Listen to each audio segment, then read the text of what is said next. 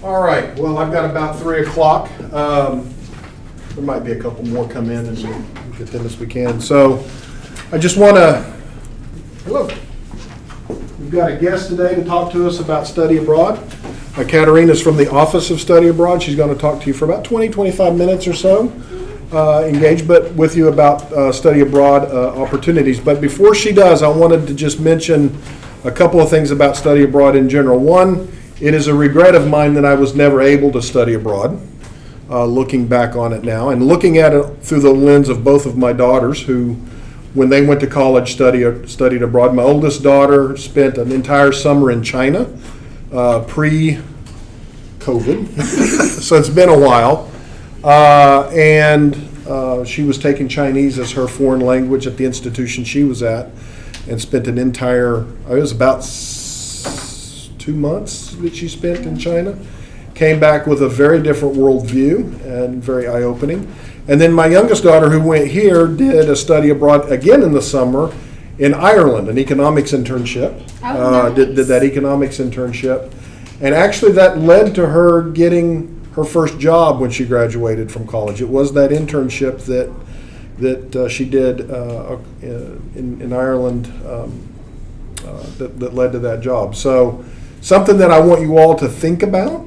And we'll talk about what the assignment is going to be on the card in regards to that after at the end of class. But I'm going to turn it over to Katerina now and let her talk to you about study abroad opportunities. Please feel free to raise your hand and ask any questions that you have. Mm-hmm. I'm sure she'll be happy to answer them. Yeah. So like Dr. Masterson mentioned, my name's Katerina Ortega, and I am a coordinator over at the Office of Study Abroad. So have any of you ever considered going abroad before for school? Cool. How many of you have gone abroad? Where did you go? I went to Brussels in Belgium. Oh, wow. How about you? Spain and Japan. And then after you went, do you think your view of things changed a little bit? Do you want to keep traveling? Oh, Yeah, usually that's what happens. You go once and then you get the bug. So anyway, well, what is study abroad? So study abroad is earning USM credits, traveling the world, and also getting whatever scholarships or financial aid that you have to help pay for some of the cost of it. And when can you go study abroad? You can go study abroad as soon as you've completed one full semester at USM. So, and I'm assuming none of y'all are freshmen at this point since you're in 108, correct? Or you are?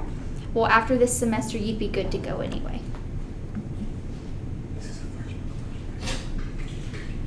Hmm? 108? I'm not sure.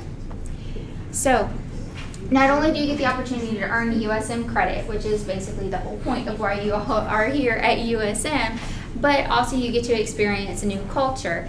Being able to experience something other than the bubble that we all kind of exist in here in Hattiesburg or even in the South can be very eye-opening. You get to see how other people live, their opinions on things, and it can really help shape your worldview and change it.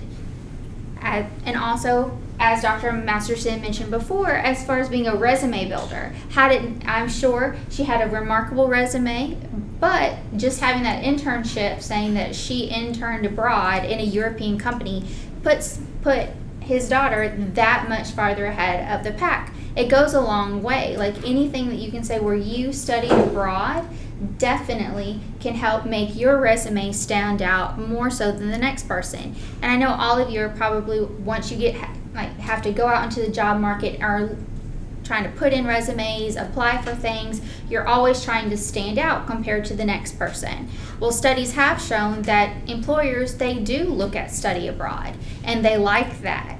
They're going to see, oh, you went abroad for how long? You studied what, where? Okay, we're going to give your resume another look. So that's something else that can be marketable for you. And a recent study came out that showed entry-level students that are entry-level jobs for students who have studied abroad, they wind up making $7,000 more overall their first year on a job. Next, so we have several different program types. So depending on where you want to go, how long you want to be gone, what you want to study, we have options for you that you may want to consider. First of which are short-term faculty-led programs. What that means is for a short amount of time, roughly about 2 weeks, 2.5 weeks. Do you have a question? No. Okay, you're just okay. So a USM faculty member will travel along with you to wherever said destination is. So instead of being in a classroom, you will be using, as like for Dr. Broom's History of Chemistry in London class, for example, London will effectively be the classroom.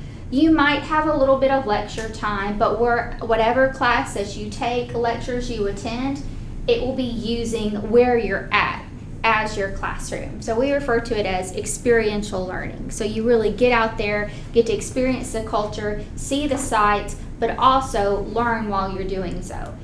A lot of our short-term programs are considered intersession programs, and those can really work out if you have, let's say, you really want to graduate at a certain time, you don't have too much wiggle room or deviation. That's something where you could kind of slide a study abroad experience in. So our Winter in London program, that program starts on the 1st of January and it ends on the 17th. So you've effectively completed 3 credit hours before the official start of the fall semester. Conversely, we have something like that for the spring semester. So that can really work in and work into your work to your benefit. So we also have our second 8 weeks programs. So this is a new addition to what we offer. These programs, for example, are Business in Italy program. You would meet once a week at USM and you would go to class 1 day a week, whatever, for the second 8 weeks. Then, after the semester has ended, you have your travel dates, where these students that are taking part in this particular program will travel abroad to Italy for 2.5 weeks to study business and culture. So, we've got a plethora of programs that are short-term faculty-led. Some are over the summer, especially our foreign language programs. I don't know if any of you are in a degree path that requires you to have any foreign language credit, but a good way to go ahead and get that credit in is to study abroad. I mean, why study Spanish here when you can do it in sunny South Spain? So it's a way that you can go ahead and do that. Additionally, we have our semester faculty-led programs. Those particular programs are more foreign language oriented. So we have our Semester in Spain program. We currently have a group of students that are studying in Cadiz, Spain, and are earning 12 credit hours of Spanish language credit. Additionally, we have our Chateau program. That program is immensely popular. It allows you to get 6 credit hours of French and also 6 credit hours of humanities credit. So, and it rotates the year that's coming, it'll be 6 credit hours of French and 6 credit hours of English. Internship and student teaching. So, our internship program is very popular because I don't know, do any of you have Degree Pass where you need to fulfill any type of internship requirement? You do? Well, a way that you can fulfill that requirement is doing it abroad.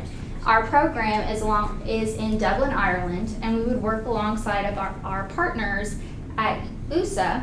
And what USA would do is try to get you into an internship that most closely aligns with what you're studying. So we've had students that have been criminal justice majors. They have worked alongside solicitors over in the UK, paralegals that have worked alongside law firms. We've had varying disciplines. So they would do their best to put you into a program that would be of interest to you and also of benefit to you. That particular program is 7 weeks long. Are any of you interested in teaching in the future, perhaps? No? Well, if you ever change your mind, you can do your student teaching hours abroad. So we have a partnership with about 14 different universities, all different locations. Like currently we have a student teacher that is getting her hours done in Greece. Next semester we'll be sending somebody to Australia, and another student will be doing their hours over in Costa Rica. So if you happen to decide one day, hey, I want to add on a teaching credentials to what I'm studying, well, you can go ahead and knock out those hours. Exchange. Exchange is far and away our most independent program.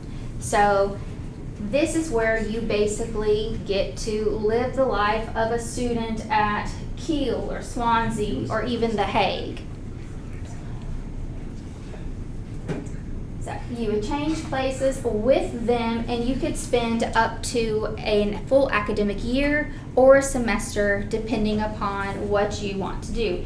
And what's neat about this is you can look through their courses, the course offerings that they have, and find courses that would match what you are trying to study. Next semester, we are sending a chemistry student over to Swansea University. She selected Swansea because it has a very robust chemistry program. So she will be going over there studying chemistry in Swansea, Wales for an entire academic year. And the credit that she's receiving, it will transfer back to USM. It will count as USM credit earned abroad.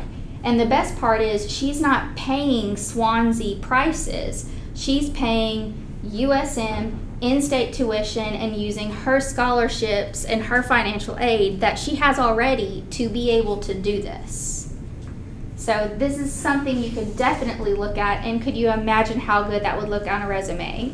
If when you're out in the job market, it's like, oh yes, I completed my junior year at Swansea University in Wales, which is renowned for the chemistry program. We've got another student that's going to The Hague. I don't know if any of you have heard of The Hague before, but it's where the International Courts of Justice is. So United Nations. So if any of you are interested in political science, that is the place to go, and we are sending a USM student there for an entire year.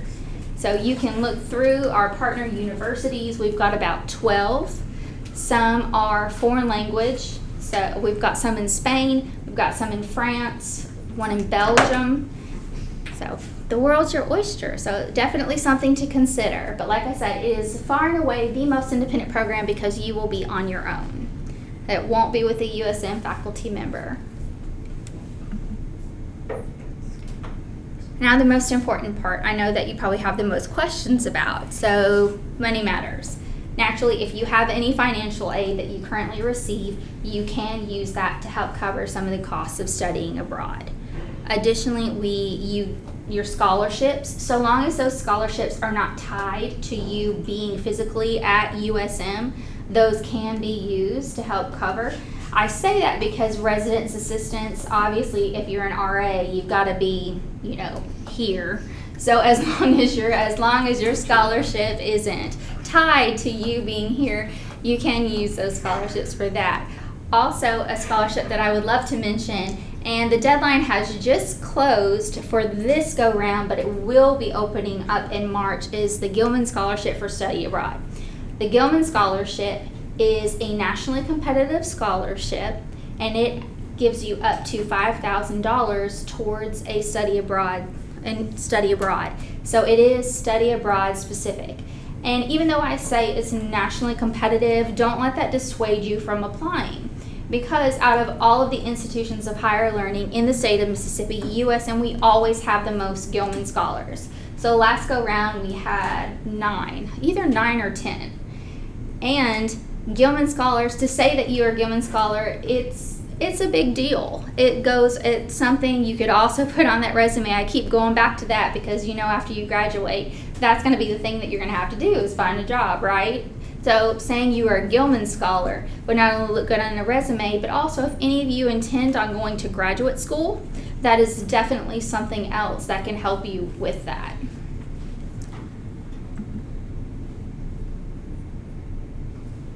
And finally, I was going to mention, so how many of you are chem majors?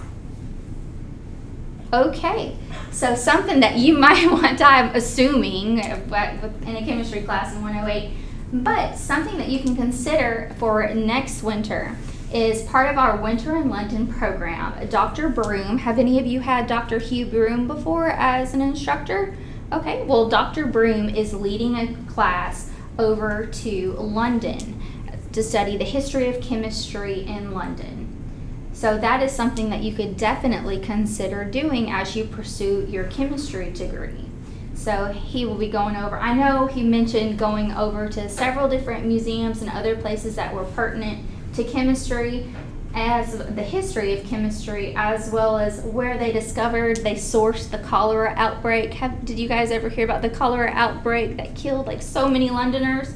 So you get to go visit the gentleman who figured it all out, his lab, down to the water fountain where they figured out the cholera was coming to. I think that's pretty neat, but anyway, and a host of other different things.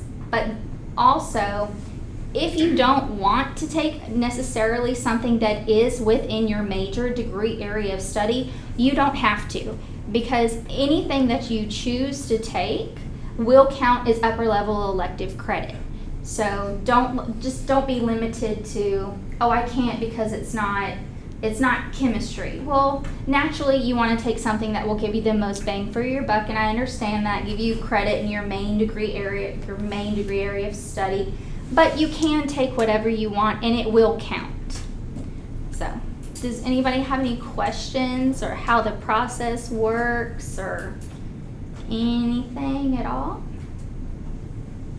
Yeah.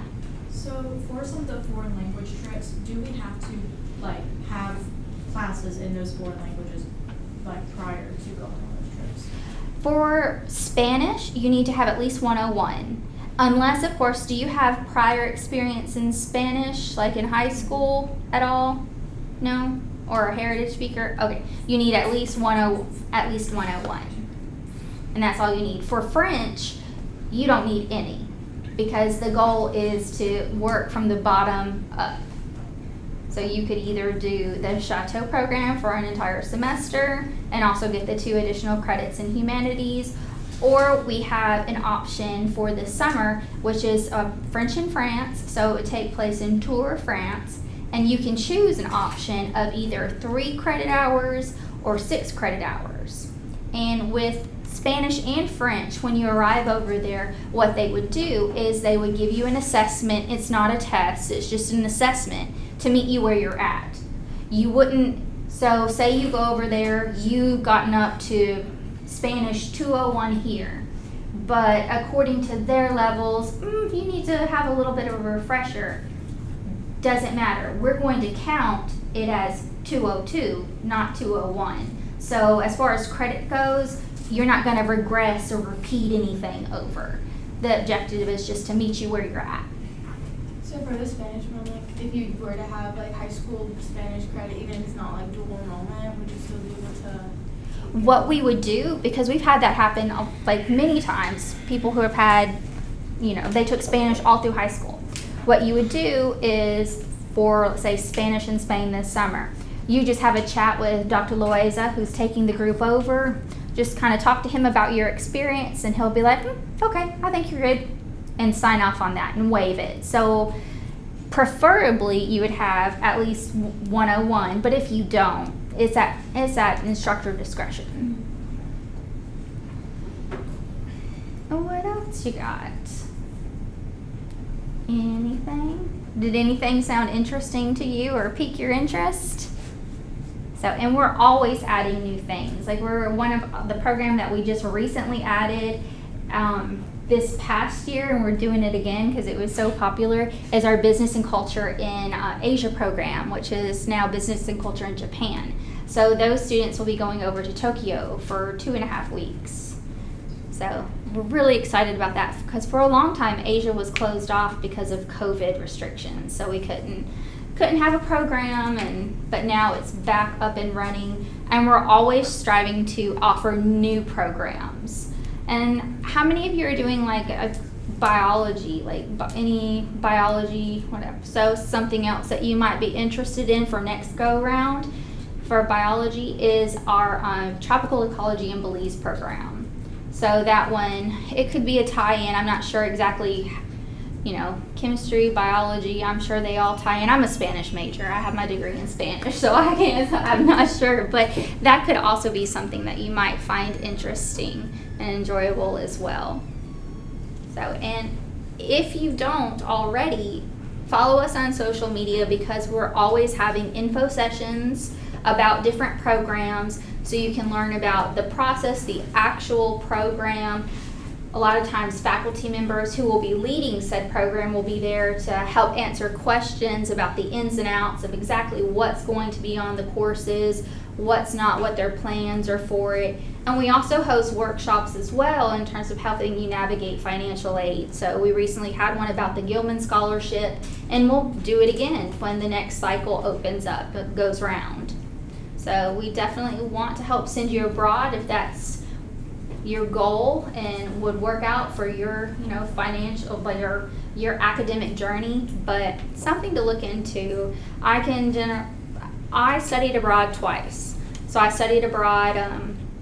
The first time it was in France. I went to France at the Abbey program, which was the predecessor of our Chateau program, because I am older than you all. So that was I think that was in 2004.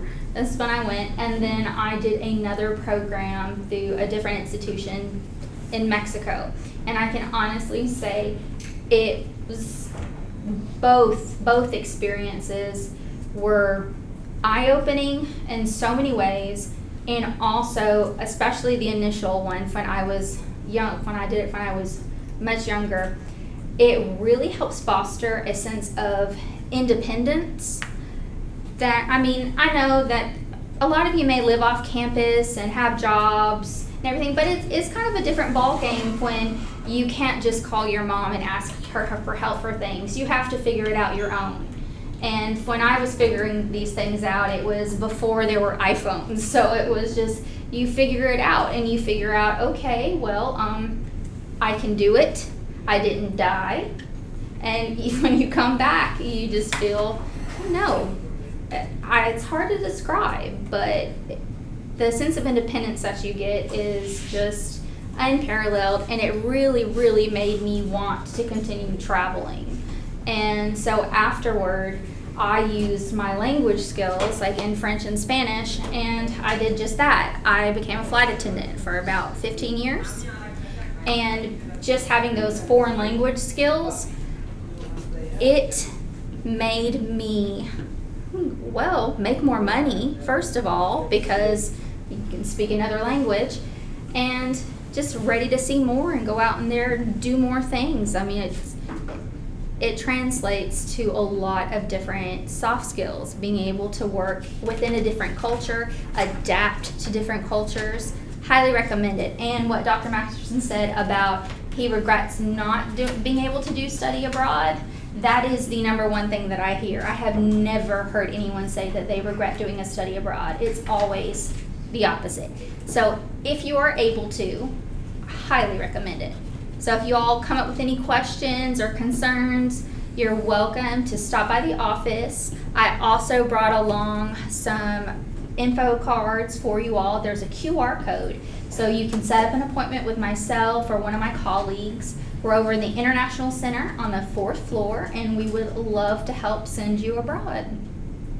Great. And I will just point out that for those of you who are still looking for something to do for activity number 2, if you all will make an appointment and go over and talk about study abroad opportunities, take your form with you. I will count that as a on-campus activity as well. So that is flexible. You can skip, within office hours, I guess. Yeah. Of course. But if you're thinking about it at all, and you need activity number 2, go talk to study abroad. Yeah. And count that as Love to an talk to you. on-campus activity. Yeah. So you said you had some stuff you wanted to I leave? do. So I brought with me just some of our FAQs. Okay. And- Anybody? And I also brought along our program snapshot. So this program snapshot has in it what we have on deck for 2026. Some things you may not see on there because they're programs that are on rotation. So just check back with us, check our website for the master list, and we are bringing back the Japan program, but we figured out that we brought it back after those printed. So, would you like that? Thank you. So, anybody else like a program snapshot?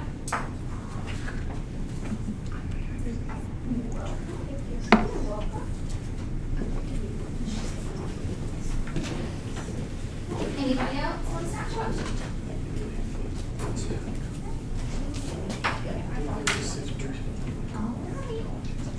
Well, I hope you all enjoyed that. Let's give Katarina a round of applause for coming and joining us. Appreciate it very much. I will keep those. And that's got a QR code on it? Oh, yeah. Yes, Yep, okay. there is a QR code that will lead you to our website, and you Okay. can go to our bookings page. Well, I know I asked you all just yesterday to come because I had another speaker that was supposed to be here today but had to cancel, so I appreciate you all willing Oh, yeah. to step up and come on the last minute notice. Appreciate Of it very course, much. we want to send as many of you abroad as possible. All right, good deal. Thank you so much. Bye, y'all. So I was probably outside when she asked, but how many of you are at least considering the idea of studying abroad a little bit? Yeah, okay. One of the things that I would recommend that you do if you're thinking about studying abroad at all is have that conversation with your advisor early on, because there are ways to get certain credits that will be a very smooth transition for you. And that works out pretty well if you work at the front end. Sometimes it can be a little tricky if you wait till the back end of that to get all that figured out. So we've had students that have gone to any number of things over the years as study abroad, and I know that the chemistry programs have worked really hard to try to get that counted in as best we can. So highly recommend you all at least consider it. And it's not something that everybody can or wants to do, but again, give it a lot of thought. All right. So, last time in class, why is it doing that? Don't do that, don't do that, don't do that. Don't do that, don't do that.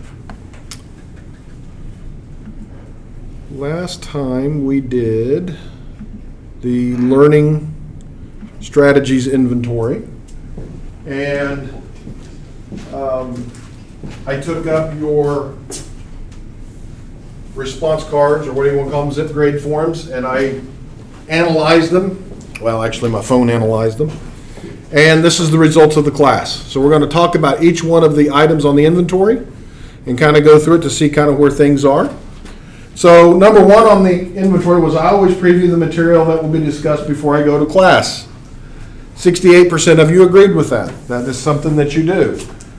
This is number one for a reason. Can anybody tell me why this is number one for a reason?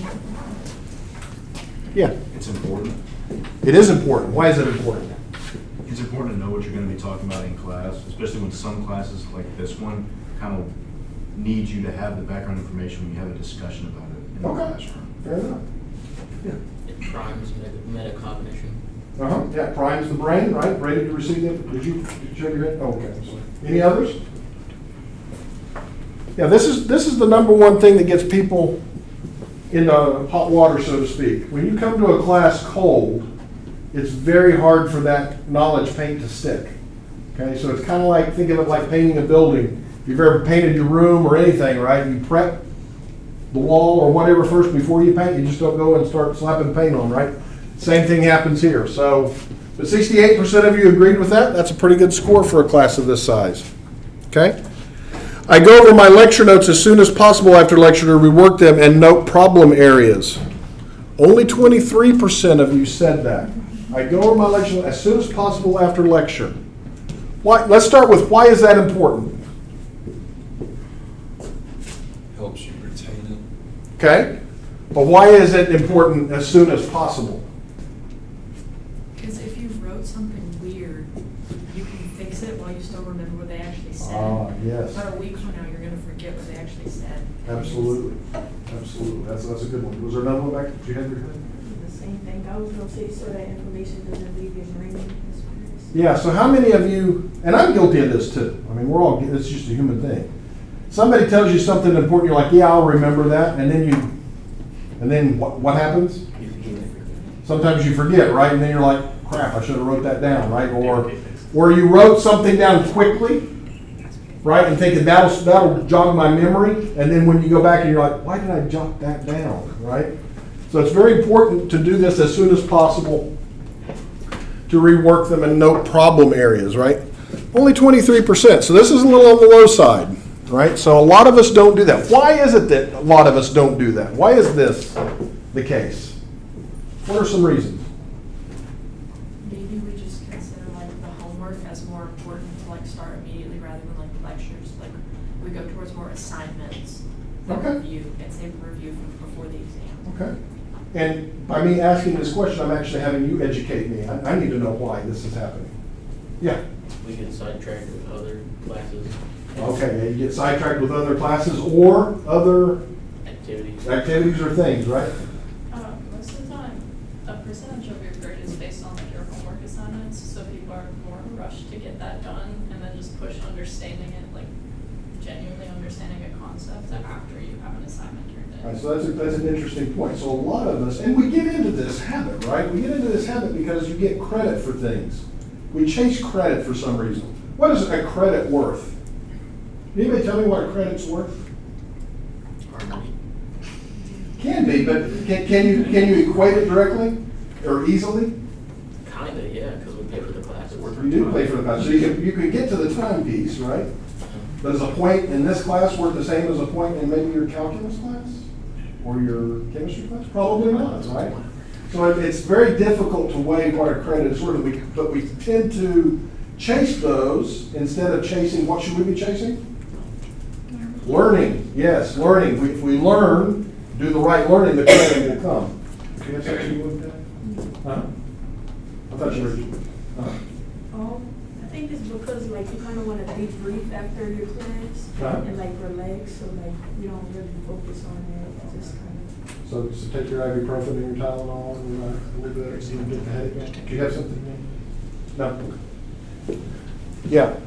So a little low, but not uncommon. I will tell you that for the last 6 or 7 years I've been teaching this class, this one has always been low. Okay, this is the one of the areas that we all need to work on as folks, as people, right? I try to do homework without using example problems as a guide or copying answers from my class notes or textbook. About 91% of you said yes on that, right? That's a pretty high, and in fact, this class scored higher on this than my previous 2 classes. So pretty impressive, right? That you all are attempting to try your homework without using example problems as a guide. So why might be using example problems as a guide be a problem? It'll become a crutch, so then when the tests come out. Yeah, so crutch is a very, very good. Do you have something you want to add to it? Pretty much the same thing? Did I see another hand go up? Kind of the same thing? Yeah. So I have had any number of times when I've taught my organic chemistry class, back in the days when I would have 150 students and they would turn in their papers, every now and then I would have a student that would get salty with me and would write something on one of the answers and like, I have never seen this.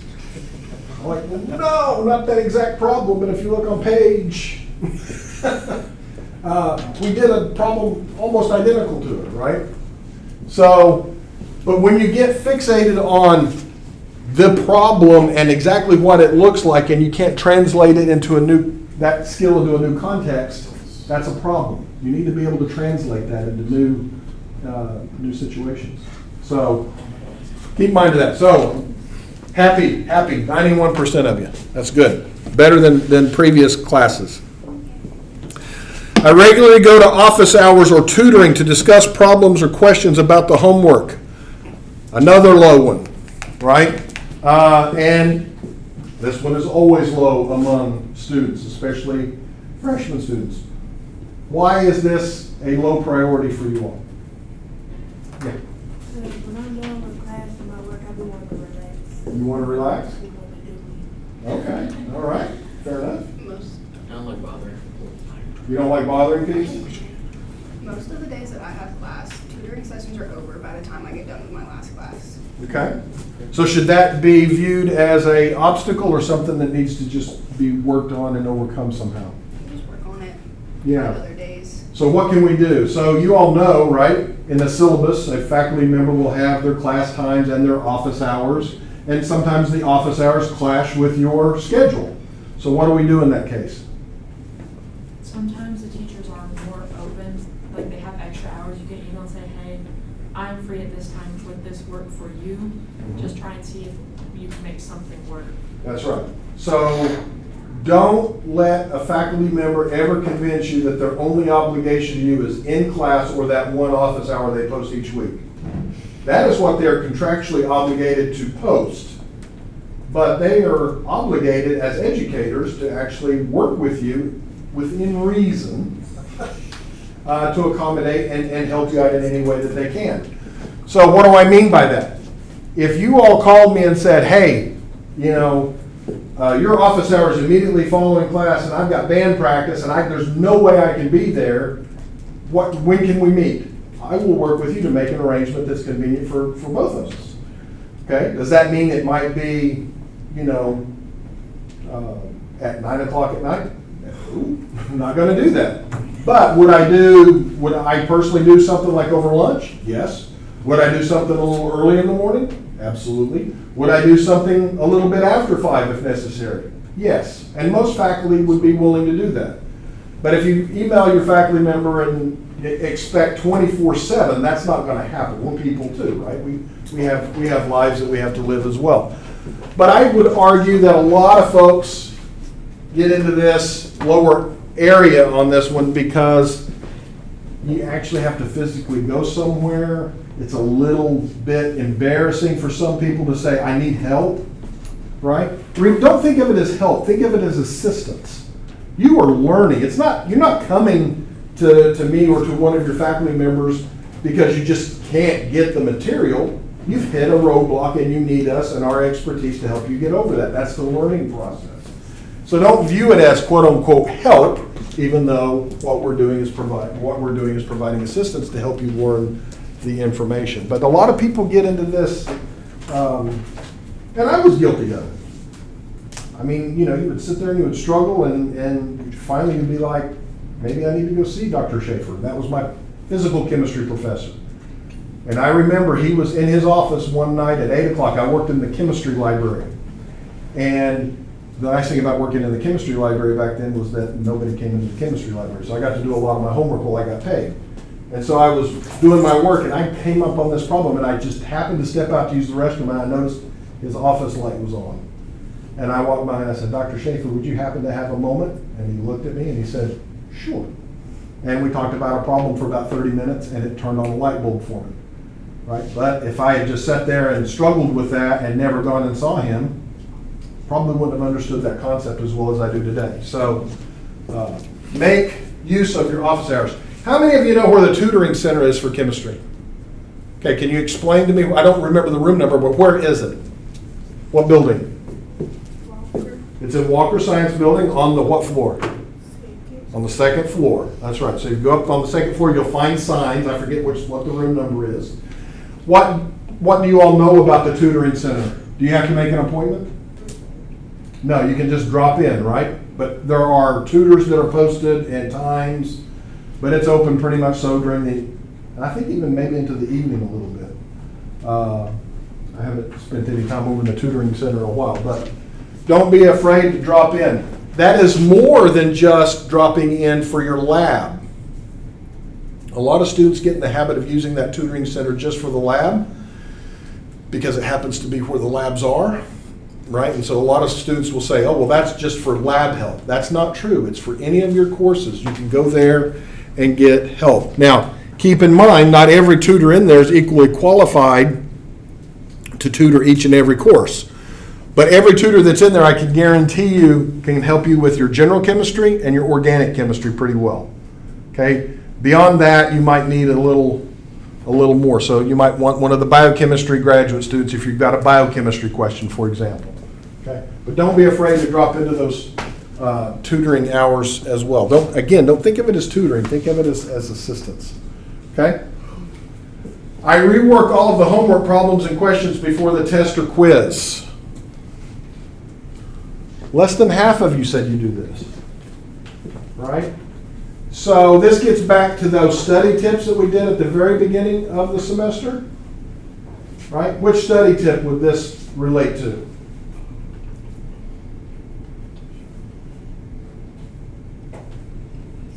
The practice all the time one? Right? How many of you in here, myself included, right, work something one time and you get it and you think, I know that. Yeah. We tend to get it, and you'll go, oh, well, that's easy. I've solved that problem. And then you get to another problem where they change a little something and you go, huh. Right? But if you had stopped at that one, you might think you know the whole thing, right? But really you need to put it in context and more broad than that. Again, 45% of us as a class agreed that we do that, right? So tell me, why is it that we don't do that? It's time consuming. Time consuming, yeah. I see a nod. Do you have a question? No, okay. Yeah. It can be boring. It can be boring. It can be boring. Hubris. Hubris. Anything else? Okay. I would say probably the time. People think about the time. But if you've ever played a sport or played an instrument or danced or did theater, how many of you just practiced something once? Did you do well at it? You're okay. You did okay. You know what okay is on grades? It's a C. A B or a C, right? We want to do better than that, right? So think of it the same thing as if you're dancing or playing an instrument or playing a sport. You've got to get to where it's muscle memory. I can walk into an organic class that I have not taught in 5 or 6 years, and it's just muscle memory to me. I've done it so much, I could get in and I could give a lecture on any of the topics at the sophomore level and not think twice about it. It is muscle memory for me. Okay? It is not muscle memory for you yet. You haven't practiced enough, right? I've got years on you. But you've got to put in the time for that to become a truth. I spend some time studying for the class at least 5 days a week outside of class. Only 14% said yes to that one. Right? Only 14%. I will tell you that that is a low score across the years as well. Okay? So again, we're just kind of taking a look at human nature, right? If your attitude is, I'm going to go to class for 3 hours a week and that's all I'm going to do, it's going to be hard for you to be successful. It may not be hard in a particular class. There are certainly classes that are easier than others. But as you progress up, it will become more and more difficult. It takes time. Remember at the first part of the semester when I said, why is 12 hours considered full-time, being a full-time student? It's because we expect you to be in class for 12 hours and we expect you to spend another 24 hours doing homework, doing reading, doing this, that, and the other. 24 plus 12 is pretty darn close to a 40-hour week, right? 36 hours is pretty darn close. And so accounting for a few coffee breaks, right, that would be kind of like a full-time commitment job. And many of you, because you're on scholarships and other things, are in more than 12 hours, right? You're in 15 hours or 16 hours. And so that goes up and up. And so it becomes difficult. I understand that. But you need to at least commit time to your class 5 days per week. This class, not so much. Right? That's not the purpose of this class. But your Gen Chem class or your organic class, for sure. What little things can you do to spend some time 5 days a week? Yeah. Read over your notes. Read over your notes. What else? I don't know if this counts for like relating into learning classes of just like things in real life. Okay, yeah, making connections to things that you understand in another context, absolutely. I call that making, or drawing analogies. I think in analogies all the time. Maybe watching a video about what you learned. Okay, maybe watching a video while you're, on YouTube or whatever you watch, find something. Maybe split the homework up over TV. Yeah, make a plan, right? Hey, I've got some homework in my Gen Chem class. I got 30 problems to work. So you know what I'm going to do? I'm going to do this section and these problems on Monday. I'm going to do these on Tuesday, so on and so forth. You could build that out pretty easily, pretty straightforwardly, right? So that's something to think about as well. I will tell you one of the things that I did when I was in biochemistry, because you had to learn all the amino acids and all that stuff, and you had to commit them to memory. I made flashcards. And so in the evening when I was relaxing and I was watching whatever on TV and a commercial came on, I went through my flashcards. Boom, boom, boom, boom, boom. Right? So there are little things that you can do to make those kinds of connections all the time. And I know that's doesn't sit well with some folks, but it worked for me, right? I mean, I made some flashcards and did that kind of thing. I make mnemonics for myself to help me remember facts and equations. 64% of you, about a little better than half, right? To this day, when I'm talking about oxidation and reduction, I go oil rig. Oxidation is loss, reduction is gain. That's how I remember whether or not something is being oxidized or reduced. In my mind, I go, oxidation is loss, reduction is gain. And the reason I like oil rig is I grew up in Oklahoma, which is an oil state. So it makes a personal connection for me, okay? So it's a great way to remember those facts and equations as well. I make diagrams or draw mental pictures of the concepts discussed in class. 91% of you said you did this. That is great news for chemistry because we are very much so a visual science. You will draw representation. We can't see an atom with our eyes, and so we have to make models. When we draw on the board, like you see up here, those are models. That is not what the sugars really look like, but it is a model that gives us information that helps us understand what's going on. If you try to learn chemistry from a pure rote memorization of facts, it will not serve you well. Okay? There are concepts that you have to understand and be able to get down to it. So I'm very happy to see 91% of you agreed with that concept. And I know we're getting kind of close. On the note card, I'm going to go through the rest of these. Name, as usual, on one side. On the back side, simply tell me whether or not you are thinking about going to the office or for study abroad and thinking about talking with them about study abroad opportunities. And anything else you want to tell me about that?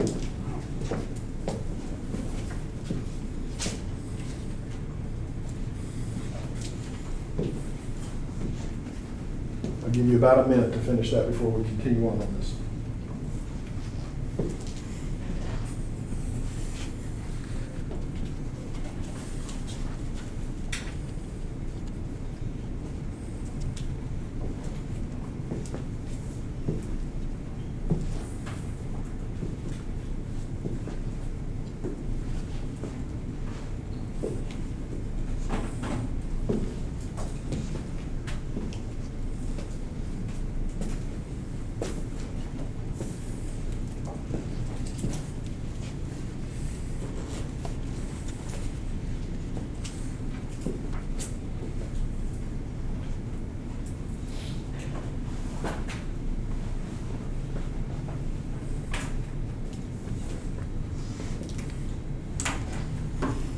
All right, let's continue. Number 9, I participate in a study group where we do homework and quiz ourselves on the material.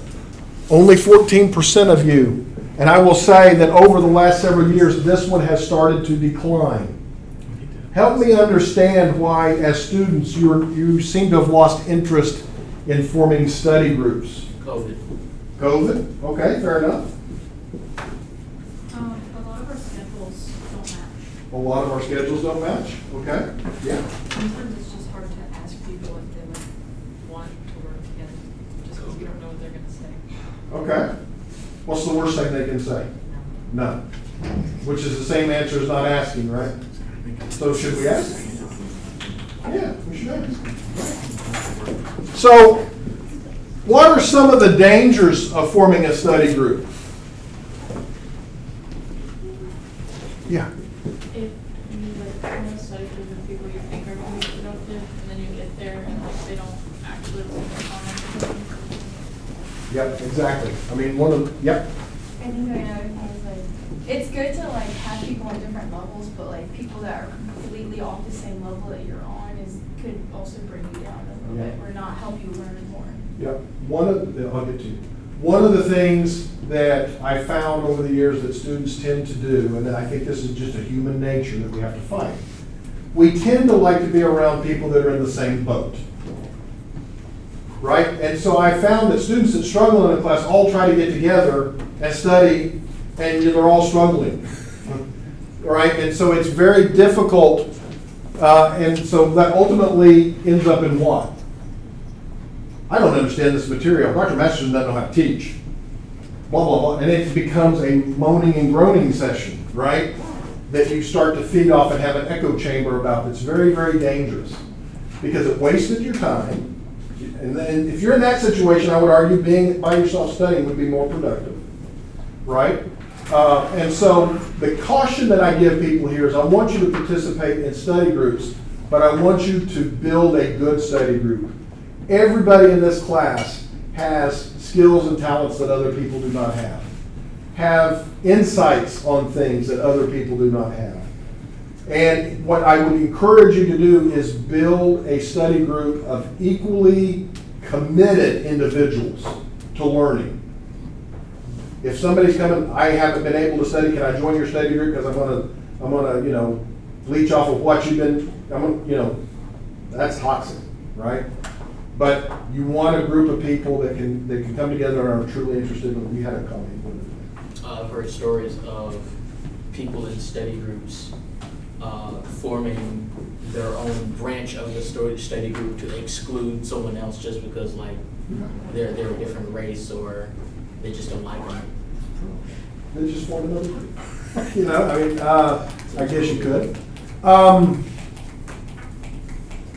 So what do you think a good size for a study group would be? My study group is like 5 people. About 5 people. I was going to say about half a dozen would probably be about the max I would go.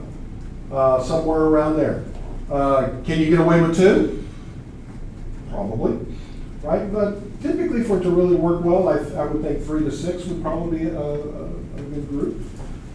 So I want you all to think about forming study groups. And the comment of asking people can be an issue. I get that. But you all know each other in here now. You're going to know each other when we have the block party, right? We're going to have stuff. We're going to go around and talk with each other. You all need to get to know each other now. Join the American Chemical Society Student Affiliates. I feel like I'm always putting a plug in for that. But you'll be in a room in a meeting where people have already had those classes, right? You can talk to them about any types of things that you're struggling with. You can help form study groups by interacting with all those types of people. So it's a really great way, I think, to get to know one another. 10, I rework all of the quiz and test items that I missed before the next class session. An example here, I had a student who on the very first test he took for me, he thought he did well. He got the exam back and it was bad. And he, in front of me, just smashed it up and threw it in the trash. And I said, Alex, we need to talk. Get it out of the trash. Me and Alex had a conversation. Alex started coming to my office hours. Alex formed a study group. The whole 9 yards. You know what Alex got at the end in my class? He got a B. I mean, mathematically he had done what he had done, but he went from really struggling to a very high B. Okay, so I know this stuff works, right? But what he got into the habit of doing was when he would take a test or quiz and everything that he would miss, that's what he brought to my office hour. I worked this is what I thought. How come that's not the right answer? And we would work through that. When you go to a faculty member's office hours and you walk in, you say, I don't understand anything. I don't know how to help you with that. I was not trained to be an educator. I was not trained to be a psychologist. I'm a chemist. right? But when you come to me and you say, on problem 3, I did this mechanism because I thought it was an SN2 reaction, and yet that's not the product that you said is the right answer. Can you help me understand that? Yes, I can help you understand that. I understand what your issue was. I know how to solve that problem, right? So that's why this is very, very important in my opinion. And about a third of you agreed that you kind of do that, right? So I would hope that we could get that number a little higher. And then last but not least, the 11th one that I put in. I realize that I can still do well in this class even if I've done poorly on quizzes and tests up to this point. A good 86% of you agreed with that. Is that true of all classes? It is not true of all classes. If you are in a class that has a midterm and a final, and you bomb the midterm, it is hard to recover from that. There's a certain thing called a mathematical rule of averages. That is not how my classes go. That is not how many classes go. This is why it is important for you to understand when you get into a class what the expectations are. In my class, if you were in my class, it is always possible to get an A up to the final. Because no matter how you did in the past, if you completed everything and you aced the final, I'm going to give you the A. That's learning. That's my philosophy, but that's not everybody's philosophy. But it is important for you to understand that a lot of us do have that philosophy. Make sure you understand what your faculty members expect of you. I expect you to learn through performance, not just perform. Okay? So that's why my philosophy is as it is. All right. So this is from the book that I took this inventory from. This is what she found through her studies through years. If you have 9 or more true responses to that, chances are you will get an A in the class, regardless of what kind of class it is. If you do those things, your chance, does that mean you are guaranteed an A? Absolutely not. This is probability, right? But what I want you to know is that the more of those responses become true, the better your chances of success are. Okay, it's not guaranteed, but your chances are better. We have an assignment that will be turned on at 4 o'clock today that will be due next Wednesday called your Learning Inventory Reflection. Read that, do that in time. It is a substantial assignment in the sense that I expect good paragraphs for each. You have to address every one of these items in the inventory. If it was yes, you have to tell me why it's yes. If it's no, you have to tell me how it could become yes, is essentially what it is. Read the instructions and you'll do it. But it's what I call an evergreen assignment. What you learn about yourself in that particular assignment will apply to you beyond college. Okay? So it is definitely something worth you investing some time and writing a couple of pages about. Any questions? Did y'all enjoy the visit today? Yes. All right, I'm hopeful, yeah. I have a kind of off-topic question, but have we decided on a date for the block party? I thought we had. I thought it was going to be the Wednesday before Halloween. It is? I think so. Okay. Yes. Can we make a theme? Can we dress up? If you'd like. No, but like everybody has to do it. Oh, Like, but everybody has to do it. Oh. Like, I'll dress up as a professor. Oh. I'll dress as a professor. Oh, no, you have to dress up as something like can we like dress up as like different like acids? So it's Or, like different like Different elements. yeah, different. I like the idea. I will send a thing out for everybody to comment on, and I will include Marina, who is the president of ACS, to see if she wants to theme it. So, who in here is a member of ACS that's helping out with that? So you can take that back to her, right? Yeah. Okay. Good deal. I like it. Anything else? All right, I'll see you all next week. Next week, fall break starts on Thursday, right? We will have class on Wednesday. I just want everybody to be aware of that. Thank you. Yeah, go ahead and just turn that in up front. Be great.